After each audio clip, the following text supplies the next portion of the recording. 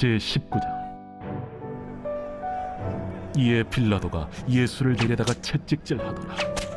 군인들이 가시나무로 관을 엮어 그의 머리에 씌우고 자색옷을 입히고 앞에 가서 이르되 유대인의 왕이여, 평안할지어다.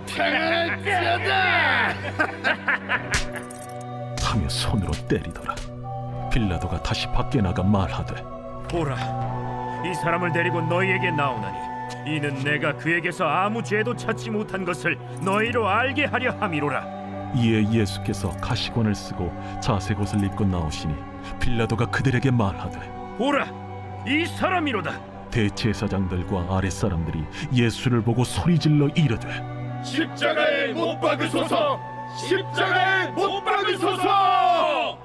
너희가 친히 데려다가 십자가에 못 박으라. 나는 그에게서 죄를 찾지 못하였노라. 유대인들이 대답하되 우리에게 법이 있으니 그 법대로 하면 그가 당연히 죽을 것은 그가 자기를 하나님의 아들이라 함이니이다. 빌라도가 이 말을 듣고 더욱 두려워하고 다시 관장에 들어가서 예수께 말하되 너는 어디로부터냐? 예수께서 대답하여 주지 아니하시는지라. 내게 말하지 아니하느냐? 내가 너를 놓을 고난도 있고 십자가에 못 박을 고난도 있는 줄 알지 못하느냐? 위에서 주지 아니하셨더라면 나를 해야 할 권한이 없었으리니 그러므로 나를 네게 넘겨준 자의 죄는 더 크다. 이러함으로 빌라도가 예수를 놓으려고 힘썼으나 유대인들이 소리질러 이르되 이 사람을 놓으면 가이사의 충신이 아니니이다. 무릇 자기를 왕이라 하는 자는 가이사를 반역하는 것이니이다. 빌라도가 이 말을 듣고 예수를 끌고 나가서 돌을 깐 뜰 히브리 말로 가바다에 있는 재판석에 앉아있더라. 이날은 유월절의 준비일이요 때는 제6시라. 빌라도가 유대인들에게 이르되 보라, 너희 왕이로다. 그들이 소리 지르되 그를 십자가에 못 박게 하소서. 그를 십자가에 못 박게 하소서. 내가 너희 왕을 십자가에 못 박으랴. 가이사 외에는 우리에게 왕이 없나이다. 이에 예수를 십자가에 못 박도록 그들에게 넘겨주니라. 그들이 예수를 맡음에 예수께서 자기의 십자가를 지시고 해골 히브리 말로 골고다라 하는 곳에 나가시니 그들이 거기서 예수를 십자가에 못 박을세. 다른 두 사람도 그와 함께 좌우편에 못 박으니 예수는 가운데 있더라. 빌라도가 패를 써서 십자가 위에 붙이니 나사렛 예수 유대인의 왕이라 기록되었더라. 예수께서 못 박히신 곳이 성에서 가까운 고로 많은 유대인이 이 패를 읽는데 히브리와 로마와 헬라 말로 기록되었더라. 유대인의 대제사장들이 빌라도에게 이르되 유대인의 왕이라 쓰지 말고 자칭 유대인의 왕이라 쓰라. 내가 쓸 것을 썼다. 하니라. 군인들이 예수를 십자가에 못 박고 그의 옷을 취하여 네 깃에 나눠 각각 한 깃씩 얻고 속옷도 취하니 이 속옷은 호지 아니하고 위에서부터 통으로 짠 것이라. 군인들이 서로 말하되 이것을 찢지 말고 누가 온나 제비 뽑자. 이는 성경에 그들이 내 옷을 나누고 내 옷을 제비 뽑나이다 한 것을 응하게 하려 함이로라. 군인들은 이런 일을 하고 예수의 십자가 곁에는 그 어머니와 이모와 글로바의 아내 마리아와 막달라 마리아가 섰는지라. 예수께서 자기의 어머니와 사랑하시는 제자가 곁에 서 있는 것을 보시고 자기 어머니께 말씀하시되 여자여, 보소서,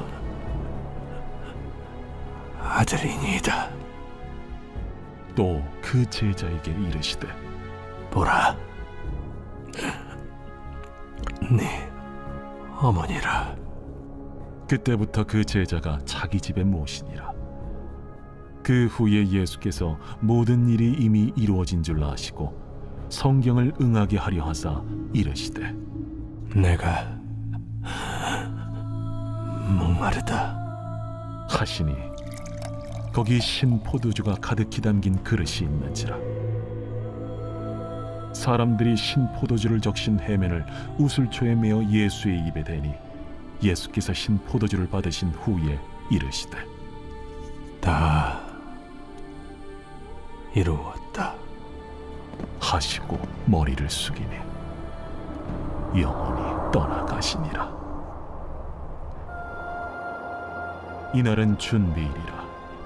유대인들은 그 안식일이 큰 날이므로 그 안식일에 시체들을 십자가에 두지 아니하려 하여 빌라도에게 그들의 다리를 꺾어 시체를 치워달라 하니, 군인들이 가서 예수와 함께 못 박힌 첫째 사람과 또 그 다른 사람의 다리를 꺾고 예수께 이르러서는 이미 죽으신 것을 보고 다리를 꺾지 아니하고 그중 한 군인이 창으로 옆구리를 찌르니 곧 피와 물이 나오더라.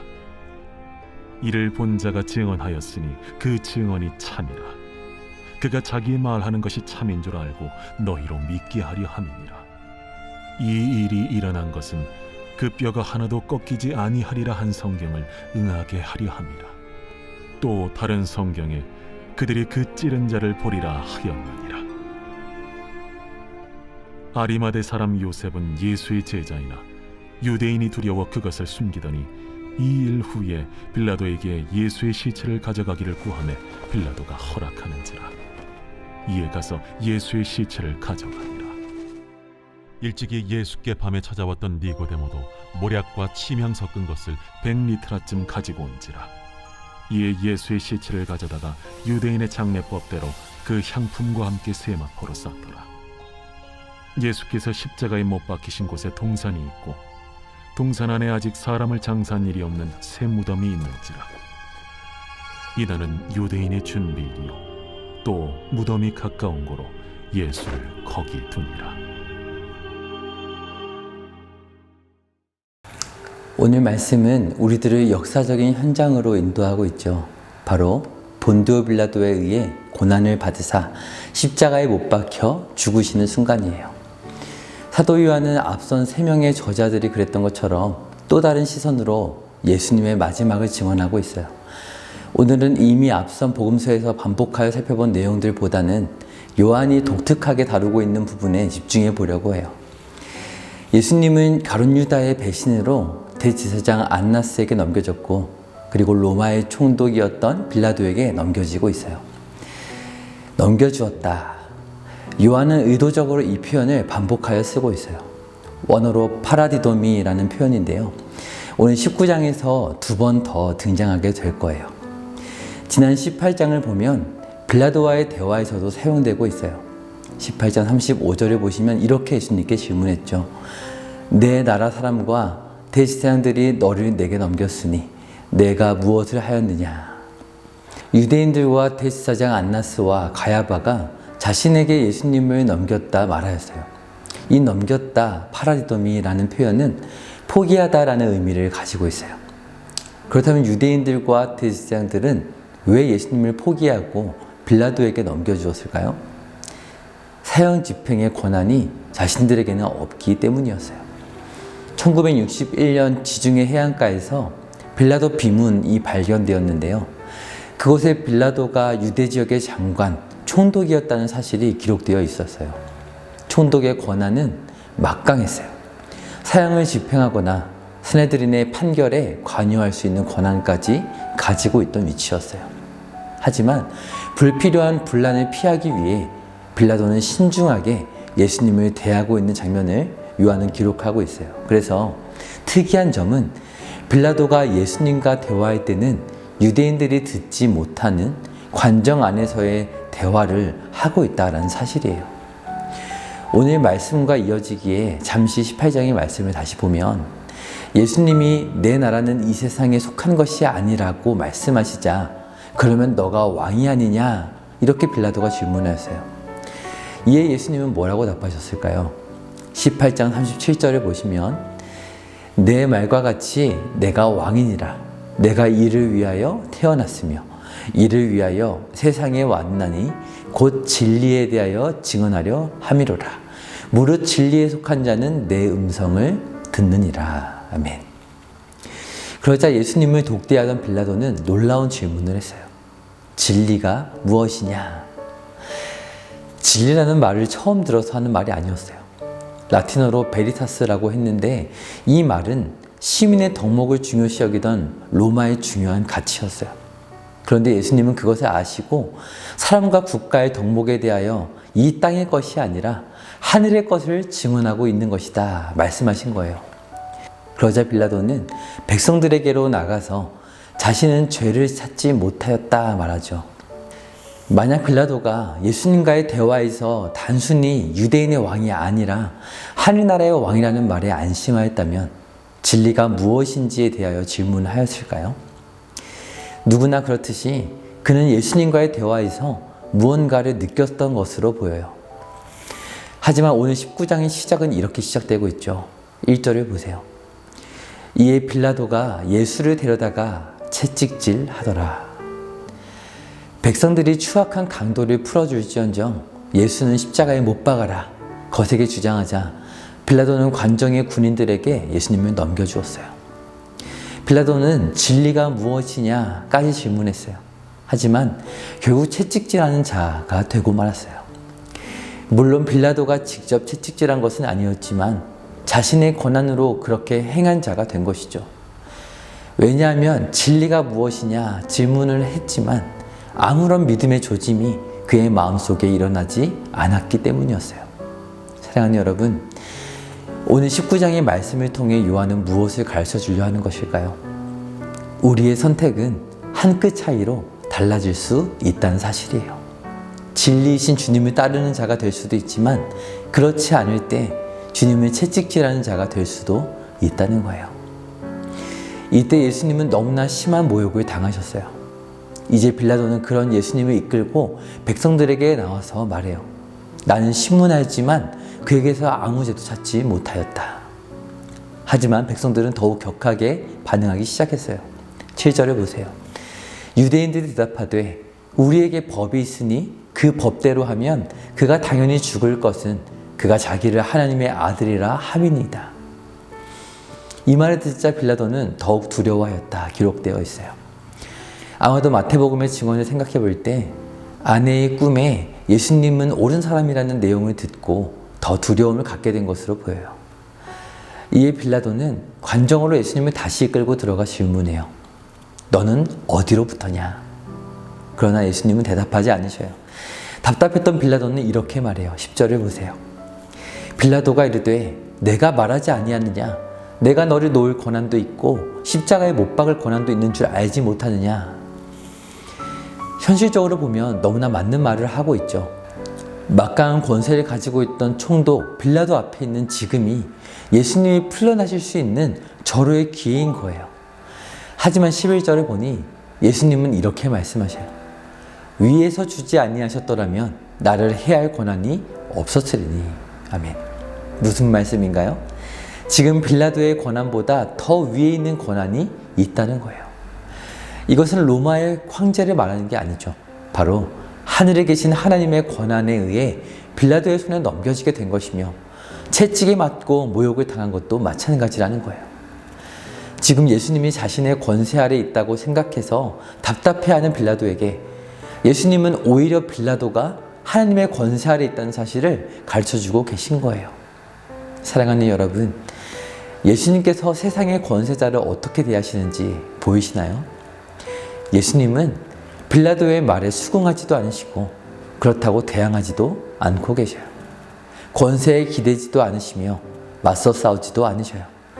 좌로나 우로 치우침이 없이 그저 하나님의 말씀에 순응하여 고난의 길을 걸어가고 계셔요. 어느 곳으로도 치우치지 않는 것, 이것이 바로 그리스도인의 세상 권세자들을 향한 입장이 되어야 함을 우리는 배울 수 있어요.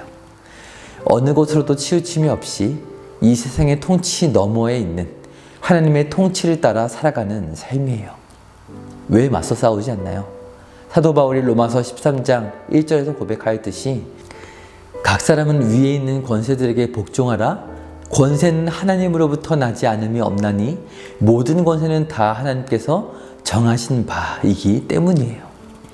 그렇기에 대항하지 않지만 핍박을 받게 되었을 때에도 그것을 하나님의 손에 의탁하여 드리고 평안하게 인내함으로 감당하고 계신 거예요.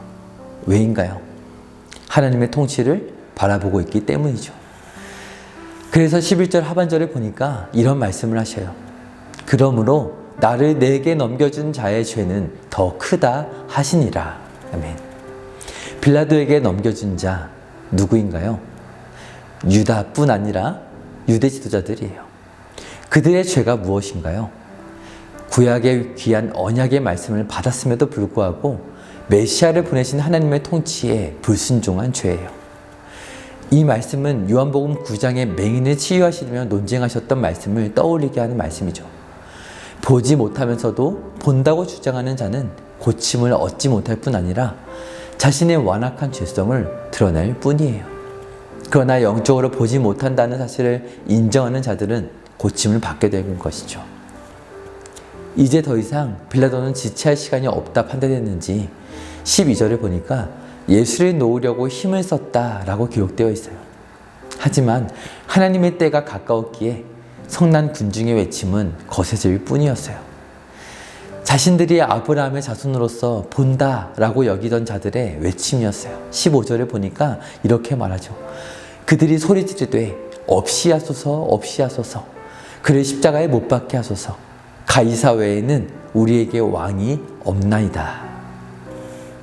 결국 빌라도는 넘겨주게 되었어요. 넘겨주다. 파라디도미라는 말이었죠. 포기한 거예요.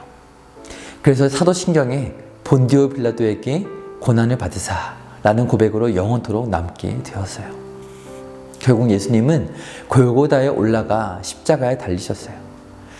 17절을 보니 골고다는 해골이라는 의미의 히브리 말이라 요한은 기록해요. 죽음과 아무런 상관도 없는 생명 그 자체이신 분이 이곳에 서신 거예요. 죄를 판결하셔야 할 의의 재판장께서 가장 불의한 자가 달려야 할 십자가를 지셨어요. 그리고 숨을 거두시는 장면을 요한은 또 이렇게 독특하게 기록하고 있는데요. 마지막으로 30절의 말씀을 보세요. 예수께서 신포도주를 받으신 후에 이르시되 다 이루었다 하시고 머리를 숙이니 영혼이 떠나 가시니라. 아멘. 예수님의 영혼이 어떻게 되셨다고요? 떠나 가셨어요. 이 표현은 앞서 넘겨주다라는 표현과 동일한 파라디토미라는 말로 기록되었어요. 무슨 말인가요? 자신의 사사로운 탐심, 늘 앞의 생존을 위해서 영원한 생명의 구주를 포기했던 자들을 위해 예수님은 구원을 완성하시기 위해 죽기까지 사랑하시고 마지막 남은 자신의 모든 생명을 포기하여 주신 거예요. 사랑하는 여러분, 오늘 우리는 세상의 권세 아래 어떻게 살아가야 할까요? 때로는 빌라도처럼 갈등하는 어려운 상황들이 올지 모르겠어요. 그러나 그때마다 예수님처럼 최고의 가치가 영원하신 하나님의 통치와 말씀에 있음을 믿으시길 바라요. 그래서 정말로 포기해야 할 것이 무엇인가 바르게 분별하고 선택할 수 있는 저와 여러분이 되시기를 주님의 이름으로 축복드려요.